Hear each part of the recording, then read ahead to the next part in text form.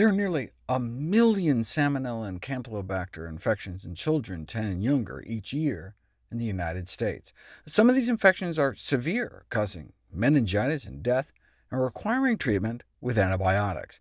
The problem is that there's an increasing problem of antibiotic resistance among these bugs that threatens our ability to treat them.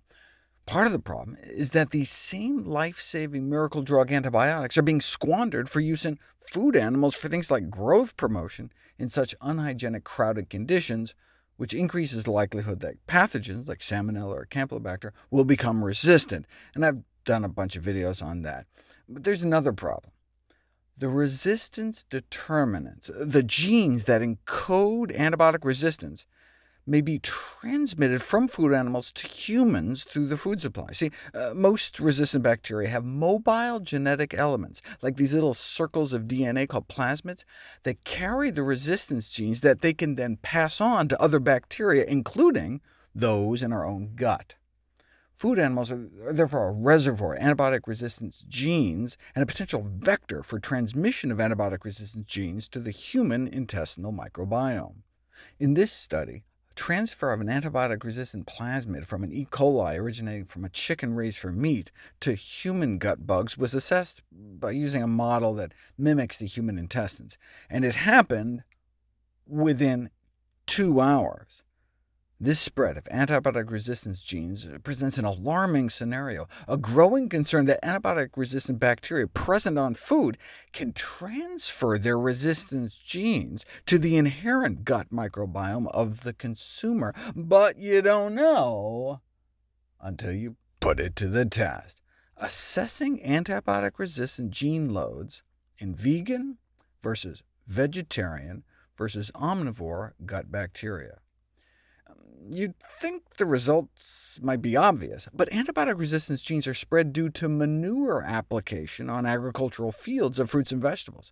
Yes, massive antibiotic use in animal farming is considered as the greatest contributor to the presence of antibiotic-resistant bacteria in food of animal origin, meats, eggs, and dairy. Nevertheless, sewage from treated animals may impact on vegetables grown on fertilized fields. But it was largely unknown whether and to what extent antibiotic-resistant bacteria are being transferred to vegetables and then to the human gut, until now. Researchers looked for antibiotic resistance genes against sulfa drugs like Bactrim, tetracyclines, penicillins, and cephalosporins, and streptomycin-type antibiotics, and both omnivores and vegetarians showed a significantly higher antibiotic-resistant gene load in their guts as compared with vegans.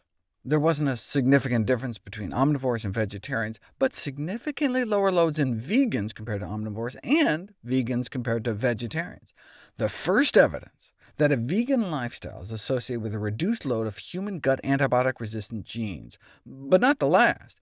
Fewer tetracycline resistance genes in vegan guts, and more vancomycin resistance genes in the guts of those who eat meat. No surprise, since they found a correlation between tetracycline resistance genes and the intake of eggs, milk, and cheese.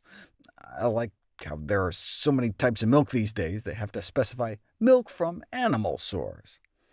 And a higher incidence of vancomycin resistance genes was found in consumers of eggs, poultry, fish, and seafood, and vancomycin is one of our antibiotics of last resort used to treat serious, life-threatening strep and staph infections like MRSA, MRSA.